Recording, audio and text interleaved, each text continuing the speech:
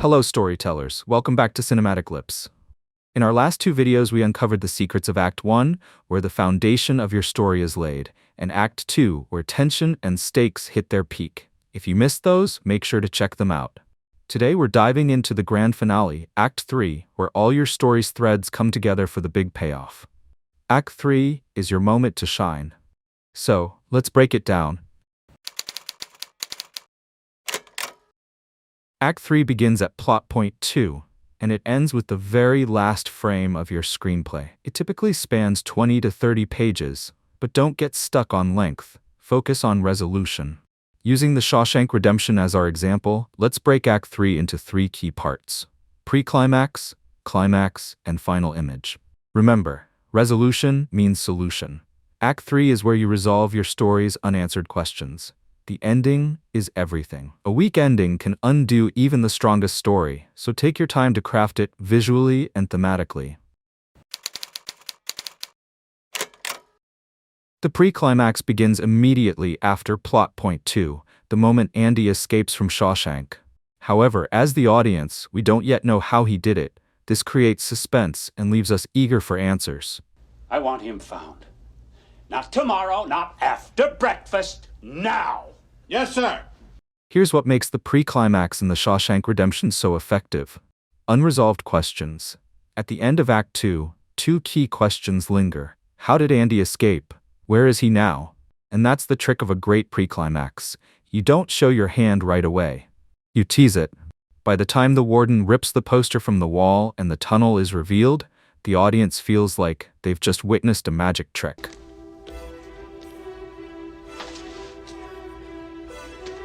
The pre-climax is about curiosity. Keep your audience guessing and hungry for answers. This is where everything pays off. Andy didn't just escape, he outsmarted the entire Shawshank system. The climax delivers on every ounce of tension we've been holding. The reveal.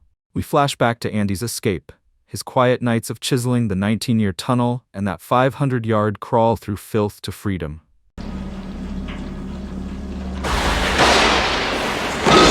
The symbolism. When Andy emerges in the pouring rain, arms outstretched, it's not just freedom, it's rebirth.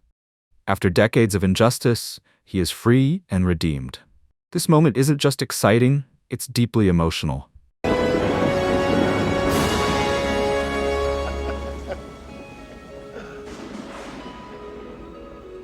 Andy's escape gives us hope and solidifies the film's core message. Hope can set you free. But here's what makes it so brilliant. The climax doesn't stop with Andy. The story turns back to Shawshank, where Andy's escape sets off a domino effect. The warden's empire collapses, and we get the ultimate satisfaction. The bad guy gets what's coming. Before we hit the climax, there's a crucial moment. Plot point 2. This is the tipping point that launches us into the final act. In the Shawshank Redemption, plot point 2 happens when Andy finds a way to expose the warden's corruption. This event propels the story toward the final showdown. Why does it work? Unexpected revelation. Andy reveals he's been escaping for years by using the tunnel he dug. This moment turns everything on its head, shocking both the warden and the audience. Oh, Andy loved geology. I imagine it appealed to his meticulous nature. Geology is the study of pressure and time. That's all it takes, really. Pressure and time. That and a big goddamn poster. The final image is what your audience takes home. In the Shawshank Redemption, it's not just about Andy's freedom, it's Red's transformation. Remember, Red doesn't really believe in hope, and yet hope is the one thing that sustains Andy. It is this one character trait that separates Andy from Red. What are you talking about? Hope. Hope. Let me tell you something, my friend. Hope is a dangerous thing. Hope can drive a man insane. Red, a man who once dismissed hope, finally embraces it. One of the last shots shows Red on the bus after he's broken his parole, saying, "Get busy living or get busy dying." get busy living or get busy dying. For the second time in my life, I'm guilty of committing a crime. Parole violation. I hope I can make it across the border. I hope to see my friend and shake his hand. I hope the Pacific is as blue as it has been in my dreams. I hope I can make it across the border. I hope to see my friend and shake his hand. I hope the Pacific is as blue as it's been in my dreams. I hope. It's the final step in Red's transformation and brings us to the last shot where the two men embrace on the shore of the blue Pacific. It completes the storyline, and that's what we're aiming for when we write Act 3 of the screenplay, and reinforces the film's central theme. Hope is a beautiful thing.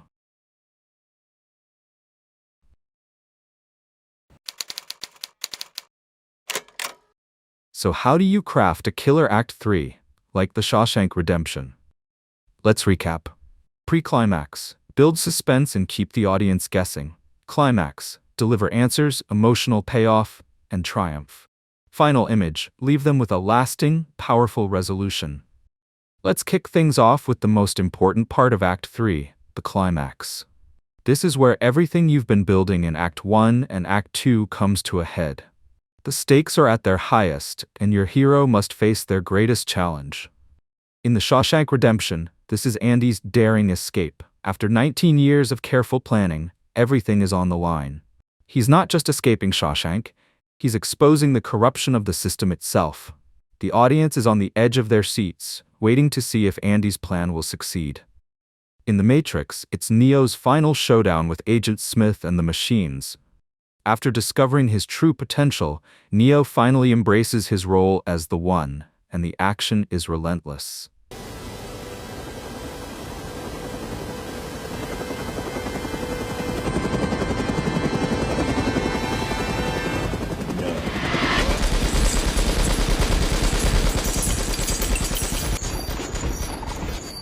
This is the moment where the hero's journey reaches its peak.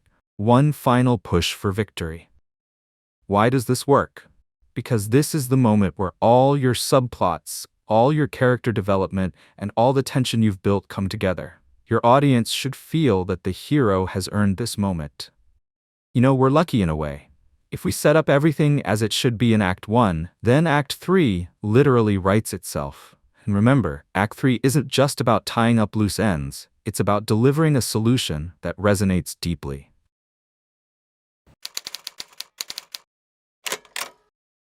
Alright, storytellers, let's tie this all together. Act 3 is where your screenplay delivers its ultimate resolution, the payoff that audiences have been building toward since page 1.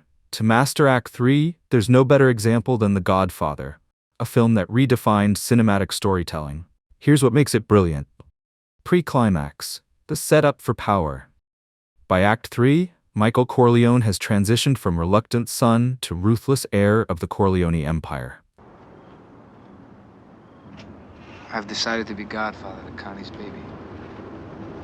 And then I'll meet with Don Barzini and Tatalia.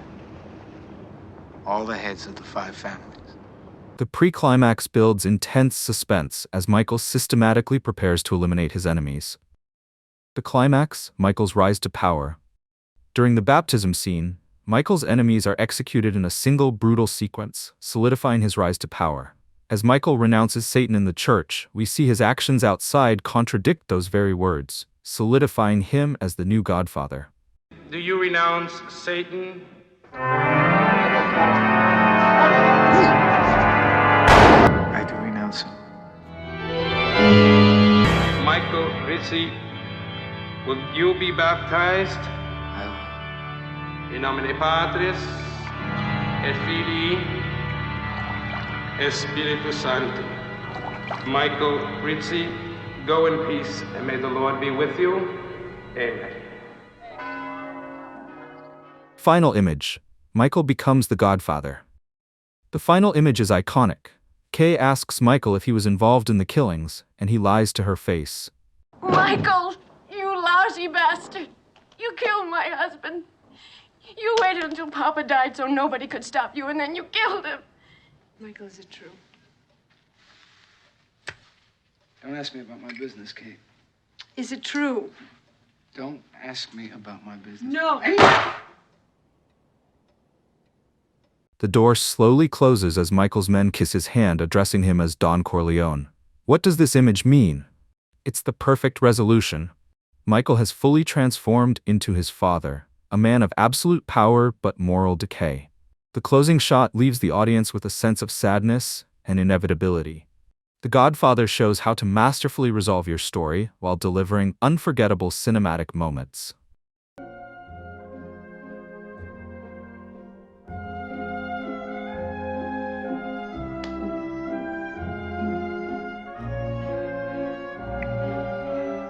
Bad Corleone.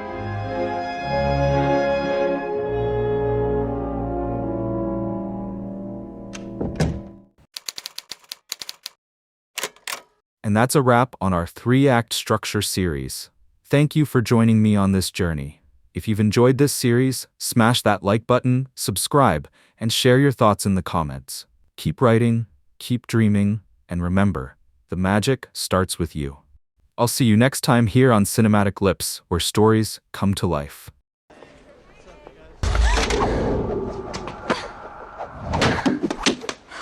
Wow, great reflexes. Thanks. No problem.